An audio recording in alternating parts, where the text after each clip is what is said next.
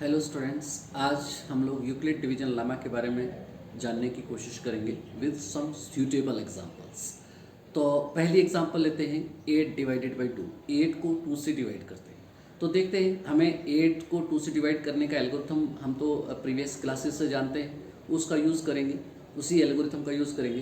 तो 8 को 2 से डिवाइड करते हैं तो 4 2s are 8 हो गए और यहाँ पर रिमाइंडर जो है वो 0 हो गया। इसको जब हमने एल्गोरिथम से यूज़ किया तो कोशेंट हमारे पास 4 आ गया और रिमाइंडर 0 आ गया। और यहाँ पर 8 और 2 के भी कुछ नाम हैं। 8 को हम लोग डिविडेंड बोलते हैं और 2 को डिवाइज़र बोलते हैं। इन चारों चीज़ों को देखिए, पहचानिए। 8 डिविडेंड है, 2 डिवाइज़र है, 4 कोशेंट है और 0 रिमाइंडर है। इन चारों टर्म्स का आपस में रिलेशनशिप है। वो क्या है? Dividend equals to divisor times quotient plus remainder होता है। ये हमने इस एक्टिविटी में सीखा और हमने प्रीवियस क्लासेस में ये ऑलरेडी पढ़ा भी। तो अब जैसे 8 है उसको हम किस तरह से एक्सप्रेस कर सकते हैं? 2 टाइम्स 4 प्लस 0। तो ये हमने सीखा यहाँ पर। तो इससे ये पता चला कि जब हम एक नंबर को दूसरे नंबर से डिवाइड करते हैं तब ऑटोमेटिकली 2 नंबर और मिल जाते हैं हमको, और उन 2 नंबर्स के नाम होते हैं कोशेंट और रिमाइंडर।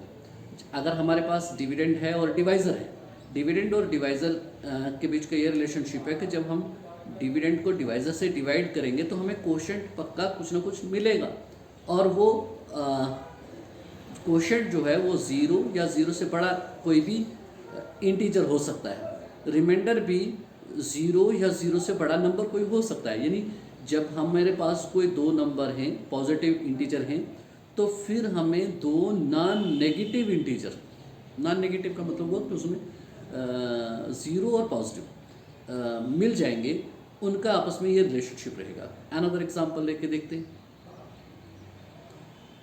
15 को 2 से डिवाइड करते हैं। 15 को जब 2 से डिवाइड करेंगे 7 2s are 14 और रिमाइंडर रहा 1। अब इनके भी रिलेशनशिप बन जाएगा। 15 इक्वल्स टू 2। 15 और 2 हमारे पास 2 नंबर दिए हुए थे, 15 को 2 से डिवाइड करना था। जब ही हमने डिवाइड किया तो हमें एकदम से कोशेंट मिला 7 और रिमाइंडर मिला 1। ये 2 नए नंबर मिल गए, 7 और 1। यही बात जो है यूक्लिड ने कही है। यूक्लिड ने यही बात कही है कि अगर आपके पास 2 पॉजिटिव इंटीजर हैं, जब आप उनको विदाउट लॉस ऑफ जनरलिटी छोटे से बड़े को डिवाइड कर रहे हो, तो तब क्या होगा कि आपको 2 और नॉन नेगेटिव इंटीजर्स मिल जाएंगे। और वो क्या होगा, उनका रिलेशनशिप क्या होगा? ए अगर हमारे पास कोई पॉजिटिव इंटीजर है तो बी उसको डिवाइज़र है, उसको डिवाइड कर रहा है, तो then there exist 2 more non negative integers, और वो यूनिक होंगे such that a equals to b q plus r होगा, और आर हमेशा 0 या 0 से बड़ा होगा बट बी से छोटा होगा। तो यही बात, ए अगर हम 15 को लेते हैं, बी को 2 लेते हैं, क्यू तो 7 है और आर 1 है। जब भी कोई 2 पॉजिटिव इंटीजर हो तो हमें 2 नंबर नए और मिल जाते हैं जो नॉन नेगेटिव होते हैं।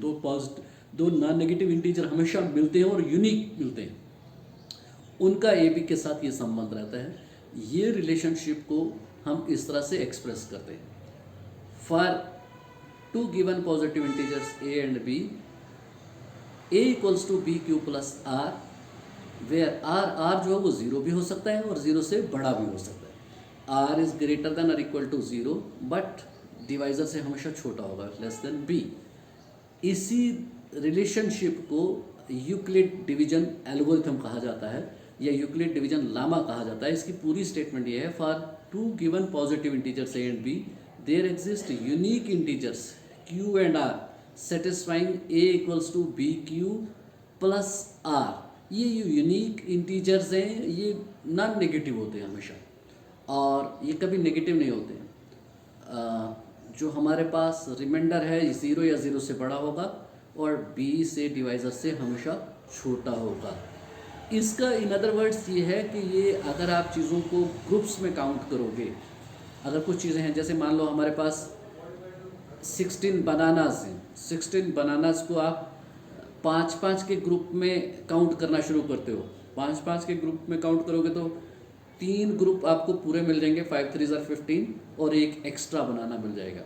तो ऑब्वियसली जब ग्रुप्स में गिनोगे, एक कोई नंबर है उसको ग्रुप में गिनना चाहते हो, कितने का ग्रुप है वो भी एक नंबर होगा, और कितने ग्रुप से वो भी एक नंबर होगा। और हो सकता है वो पूरा पूरा चीज़ क्वांटिटी ग्रुप में बट जाए या कुछ एक्स्ट्राज बच जाए, और एक्स्ट्राज भी एक जो होगा वो भी एक नंबर होगा।